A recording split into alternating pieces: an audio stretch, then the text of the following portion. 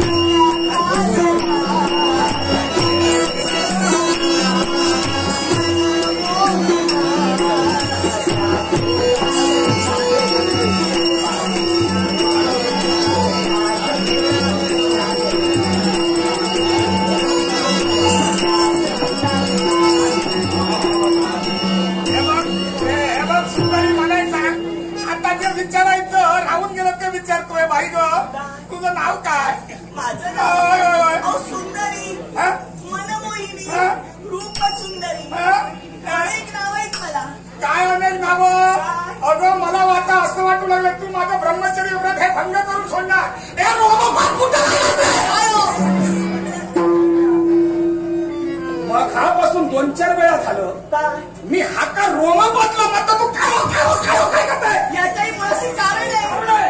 अहो तुम्ही मला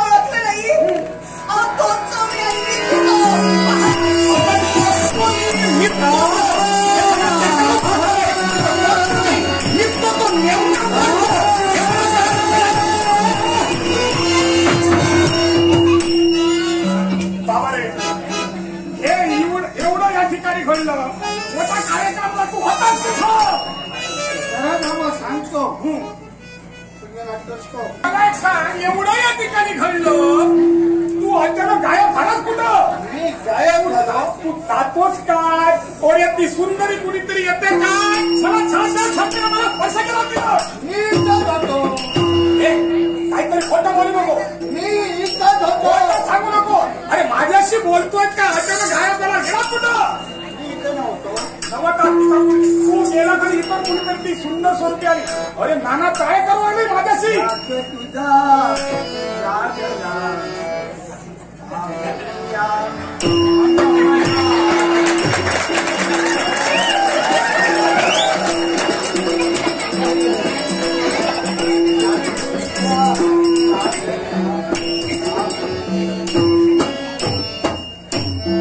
मला वाटते तुला काहीतरी दिनसलेलं मी तुला खरं काय बोलतोय काय? ब्रह्मचारी मी जागावर नाही. हो काय बोलतोय तू? खोटं बोलतोय. तुमच्या मुखातील शब्द काय? या त्रैलोक्याचा साम्राज्य तुला वाईटाचे तुझ्याजवळ काय आहे? अरे आहे काय? काय आहे का तुझ्या? माझ्याजवळ काय आहे काय? तू काय करू शकते? तुझा पद्यनाथ ती सुंदरी आली होती ना, तिनं हेच पद्य म्हटलं. तुला काय घडलं?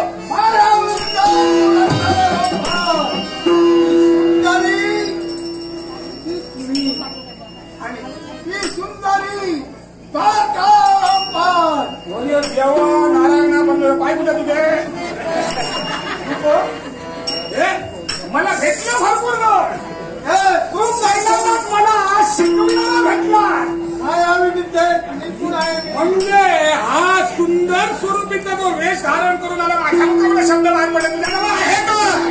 हे मला दाखविण्यासाठी हा सुंदरीचा जो तिचा शक्तीचा उपयोग होत नाही. तर युक्तीचा म्हणजे नक्की त्याला शुक्रादिती असं म्हणतात. आमचा पुतण्या आहे ना शुक्राचार्य, याच्या लिखित कधी खोट कुणी ठेवूच शकत नाही. कारण काय? ज्याप्रमाणे पुतण्या त्याप्रमाणे त्याचा असा हा त्याच्याप्रमाणे हा पुत्र असणारच असणार. तेव्हा त्यांच्या मुखातील शब्द मार्गातून जाते वेळी प्रथम जो माझ्या तुझा भेटे तुझा गुरु खरे. देव म्हणा तू आधी दे, नातरी द्यायला सुद्धा त्यांना काय द्याव्या देवास ते सद्गुरू तुम्ही त्याला गुरुत्वाचा म्हणजे पहिल्यापासून मी तुला मिळालो म्हणून मला चक्रावून सोडण्यासाठी तू तत्पर झाला. म्हणजे नक्कीच तू तुझ्या उत्कर्षासाठी अभ्युदयासाठी काही ना काहीतरी करशील. तुझं अस्तित्व जर का मिळावयास हवं, त्रिखंडाचा सम्राट तुला व्हावयास हवं. अरे हे पाहता कोण आहे ते तुमचं राहत राहिलं ते म्हणजे स्वर्ग साम्राज्य आणि मृत्यू या दोघांना अंकित केला. त्रिखंडाचा सम्राट तू झाला पण सम्राट कसं मी बाबा आणि ते फक्त मला श्रीमंत काय पाहता त्या ठिकाणी मग काय दिसतंय तुला? तो उडणारा ऋषभ तुला दिसतोय. दुर्वत उडणारा ऋषभ. हो अरे ऋषभ हा पण आश्चर्य हो कसलं आश्चर्य? मी पाहिलं या विश्वात हे ऋषभ भूमीवरून चालतात. अगदी खरंय. मग हे नवमंडपातून हे कसं काय? अगदी खरंय. कारण ऋषभ म्हणजे बैल. अरे हा आहे तो ऋषभ म्हणजे भूचर प्राणी आहे. तरी सुद्धा हा अगांतरी अंबरी उडतोय. अरे हा ऋषभ म्हणजे कुणी सामान्य नव्हे. अरे तुला आहे जर का स्वर्ग साम्राज्य हस्तगत करायचं असेल तर या ऋषभाचा पाठलाग कर. याला ओलीस धरलं आपोआप सगळं देव तुझा अंकित होती.